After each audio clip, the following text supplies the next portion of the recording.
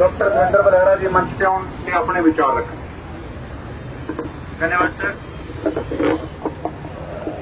जो बोले सोनिहाल,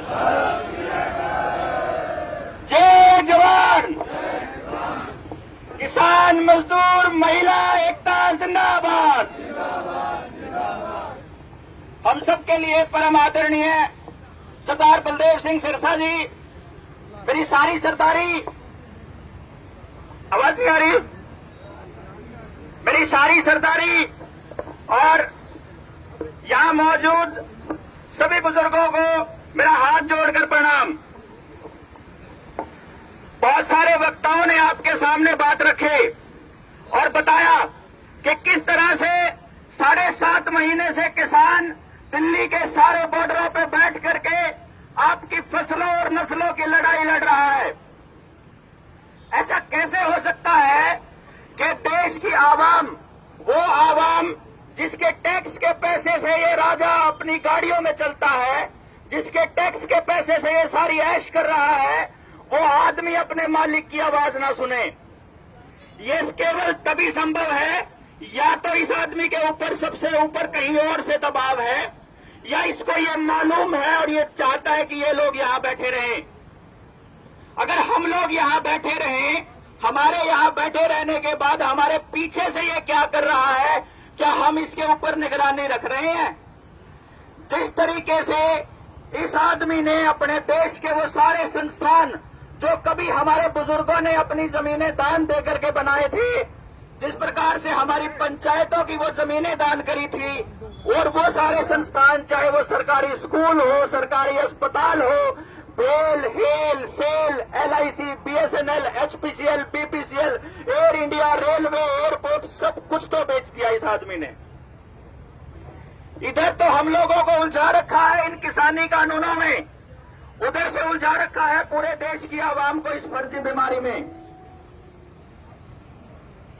ये कानून आए जून 2020 में और मार्च 2020 के अंदर इस आदमी ने सारे देश की आवाम को घरों के अंदर कैद कर दिया।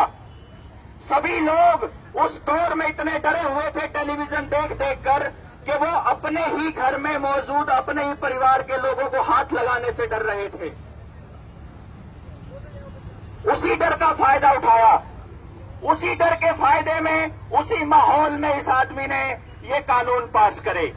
सिर्फ ये कानून नहीं, जो हाईवे के ऊपर जो कानून बना रखे हैं कि हाईवे पर मौजूद जितनी भी छोटी दुकानें हैं, चाय वाले हैं और छोटे जो दुकानदार हैं, उन सबको बर्बाद करने का कानून।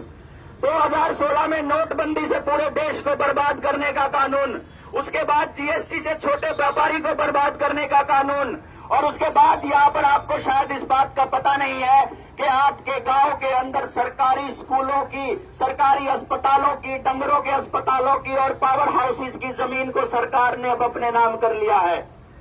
जिस टाइम पे लोगों को बड़ा उत्सव मना के कह रहे थे कि हमने लाल डोरा तोड़ दिया और लाल डोरे के अंदर अब आप रजिस्ट्री कर सकते हो, लाल डोरे का एकमात्र मकसद एक था कि आपकी जमीनों को सरकार अपने नाम कर रही है और आने वाले टाइम में उन जमीनों को वैसे ही बेचने वाली है जैसे उन्होंने बाकी के सारे सरकारी संस्थान बेच दिए।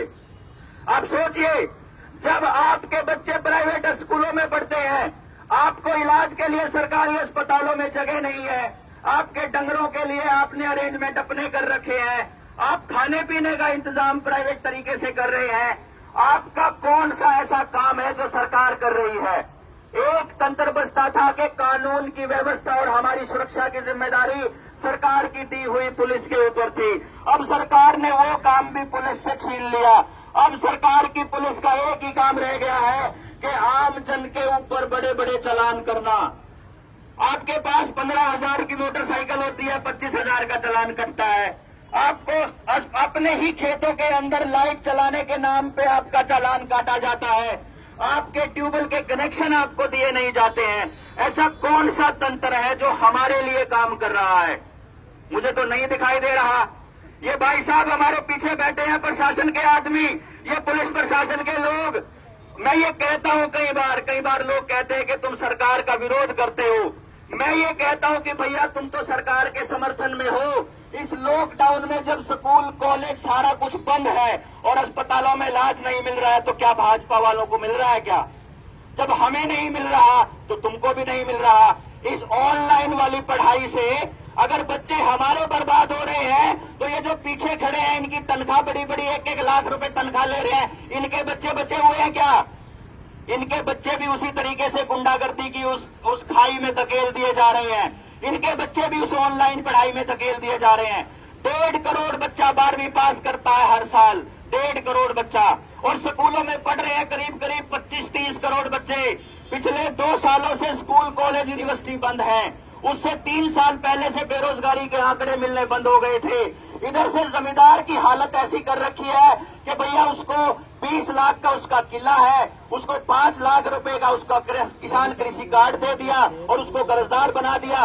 उधर से उसकी फसल की कीमत नहीं देंगे तो उसका कर्जा बढ़ता चला जाएगा। वो अपनी औलादों को गांव से शहर भेज देगा, शहर में जाकर के इन्हीं फैक्ट्री वालों का वो नौकर बनेगा, और वही फैक्ट्री वाले आने वाले टाइम में फिर आकर के उस जमीन को खरीदेंगे। और वो बच्चा जिसको जो वो मालिक हुआ करता था, आने के बाद गांव में उसी कंपनी में नौकर रहेगा, उसी जमीन पे नौकर। ये पूरा इंतजाम कर रहे हैं। आप सोचिए 25 करोड़ बच्चों की जिंदगियां बर्बाद करके आने वाले टाइम में कैसे समाज आ रहा है। आप सोचिए आपके ऊपर जो ये चालान कर रहे हैं बिना मतलब के, ये किसान आंदोलन 7.5 महीने से सरकार की इस गंदी नीति की पोल रोज खोल रहा है कि ये बीमारी फर्जी है। अब फर्जी बीमारी के फर्जी टीके लगा करके आप लोगों की जिंदगियों को खतरे में डाला जा रहा है। और कुछ लोग ऐसे हैं जो जबरदस्ती जा करके अपने टीके लगवा रहे हैं। उनको ये भी नहीं मालूम है कि ये टीके आज के टाइम में ट्रायल पे चल रहे हैं। उनको ये भी नहीं मालूम है कि आपकी जमीनों को हथियाने के लिए आपके बिहेवियर को कंट्रोल करना, आपके व्यवहार को कंट्रोल करना बहुत जरूरी है। वो ये अच्छी तरह से कर रहे हैं। मेरा ये गुजारिश है, यहाँ संयुक्त किसान मोर्चा के अगुवा बैठे हैं, मेरी उनसे गुजारिश है कि ये बात पूरे देश के अंदर, पूरे हरियाणा, पंजाब और इन स्टेटों में ऐलान किया जाए कि जब तक ये किसान आंदोलन खत्म नहीं होगा, ना तो किसी किसान के ऊपर ट्यूबवेल के कनेक्शन लेने का चालान कटेगा, ना ही किसी बच्चे का मोटरसाइकिल का चालान कटेगा, ना ही किसी का मास्क का चालान कटेगा। क्या कहते हो आप लोग इसके अंदर? जिस प्रकार से टोल टैक्स बंद है, उसी प्रकार से सरकार को वो सारे के सारे रास्ते बंद हो जाने चाहिए जिनके माध्यम से पैसा इनके पास जा रहा है। टोल टैक्स पिछले 7 महीने से अगर बंद है तो इन टैक्स वालों को कोई फर्क नहीं पड़ रहा है। ये क्या करेंगे? अपने 7 महीने आगे बढ़वा लेंगे। जिस टाइम पे हम लोग टोल टैक्स खोलेंगे, ये तो अपना कॉन्ट्रैक्ट 7 महीने आगे बढ़वा लेंगे। तो जिस प्रकार से आप लोगों को हमारे ऊपर हुक्म चलाना है, आपको हमारे ऊपर राज करना है, तो उसका एकमात्र तरीका ये है कि हम मालिक हैं, इनको पता होना चाहिए, और मालिक को बीच रास्ते में ना रोका जाए जब तक मालिक तुमको परमिशन ना दे। आप में से कितने किसान, कितने मेरे अगुआ, मेरे काका ताई इस बात के साथ समर्थन में हैं? तो ये आप लोगों को इस बात का आह्वान और इस बात की गुजारिश और इस बात की रिक्वेस्ट है कि आने वाले वक्त में किसी भी पुलिस वाले के लिए, किसी भी पुलिस वाले को ये बताया जाए कि अभी चालान भुगतने का टाइम चला गया, अब किसी ट्रक वाले का बड़ा चालान नहीं होगा, अब आने वाले टाइम में हम मास्क का चालान नहीं कटवाने वाले हैं। और एक और चीज मैं आपको बताऊं, ये कॉलेज और यूनिवर्सिटी इसलिए नहीं खोल रहे कि हमारे जो युवा हैं, जो नौजवान ताकत है, वो नौजवान ताकत सड़कों पर उतर आएगी। और हम लोगों ने ये सोच रखा है कि जैसे 2016 में आंदोलन हुआ था हरियाणा के अंदर, उस आंदोलन में हमारे बच्चों के ऊपर केस हुए थे और वो अकेले पड़ गए थे। आज मैं आप लोगों को बता दूं, क्योंकि 7.5 महीने से मैं भी किसान नेताओं के साथ सिरसा जी के चरणों में हम भी सेवा कर रहे हैं, किसान आंदोलन के अंदर लगे हुए हैं, कि आज के टाइम में कोई भी किसान का बच्चा अकेला नहीं होगा सबका मुकदमा लड़ने के लिए, कि संयुक्त किसान मोर्चा के पास अपनी एक लीगल सेल है। इसीलिए बिना इस बात की परवाह किए कि आने वाले टाइम में अगर हमारे बच्चों के ऊपर मुकदमे होंगे तो कौन हमारा मुकदमा लड़ेगा, हमारे पास मुकदमे लड़ने वाले वकीलों की फौज है। मैं आप लोगों से गुजारिश करता हूं कि गांव में अपने युवाओं को बाहर निकालिए और इस आंदोलन के अंदर शामिल कीजिए कि आओ और लड़ाई को लड़ो। क्योंकि जब तक ये लड़ाई उन नौजवानों की लड़ाई नहीं बनेगी, 65% पॉपुलेशन, 65% जनसंख्या हमारी नौजवानों की है। नौजवान जब तक इस लड़ाई में शामिल नहीं होंगे, जब तक ये लड़ाई विचारों की लड़ाई नहीं बनेगी, जब तक ये लड़ाई इन लोगों को ये नहीं पता चले कि आने वाले टाइम में जो 25 करोड़ बच्चे जिनको तुम वोटर बनाने वाले हो, वो वोटर तुम्हारी चालों को समझ रहे हैं, जब तक उनको यह पता नहीं चलेगा कि प्रशासन में बैठे हुए पुलिस के अधिकारी और बाकी के लोग भी इस बात को जान गए हैं कि तुम लोग हमारे बच्चों की जिंदगियों को बर्बाद करने पर तुले हुए हो। ये काले कानून तो इनको वापस लेने ही पड़ेंगे, साथ के साथ इनको वो कानून भी वापस लेना पड़ेगा जो आंदोलनकारियों को आर्थिक रूप से कमजोर करने के लिए और उनको तोड़ने के लिए बनाया गया है। पहले हम लोग आंदोलन करते थे, हमारे लोगों को जेलों में ठोक देते थे, लेकिन इन्होंने एक ऐसा इंतजाम कर दिया, एक श्रम एक कानून लेकर के आए हैं, एक नया क्षतिपूर्ति कानून, जिसके अंदर ये जो किसान कानून में जितने किसान कानूनों की लड़ाई और किसान आंदोलन में जितने लोग लगे हुए हैं, सबके नाम नोट कर रखे हैं सरकारों ने।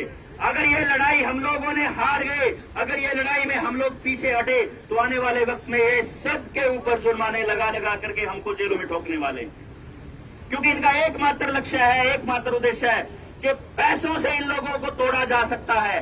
जेलों में जाएंगे, ये भगत सिंह की औलाद है, ये करतार सिंह सराभा की औलाद है, ये अपनी बलि देने से, ये अपना बलिदान देने से, ये फांसी पर चढ़ने से और जेलों में जाने से नहीं डरते हैं। तो इन्होंने सोचा कि आने वाली पीढ़ियों को कमजोर करने के लिए इनको आर्थिक रूप से कमजोर करना जरूरी है, इसीलिए आपकी कमर तोड़ी जा रही है, इसीलिए किसान को फसलों के दाम नहीं मिल रहे, इसीलिए आपके ऊपर भारी भरकम जुर्माने लग रहे हैं, इसीलिए आपका इलाज सरकारी अस्पतालों में नहीं होता, इसीलिए आपको अपने बच्चों के पढ़ाई के लिए प्राइवेट स्कूलों और ट्यूशनों के ऊपर निर्भर रहना पड़ता है।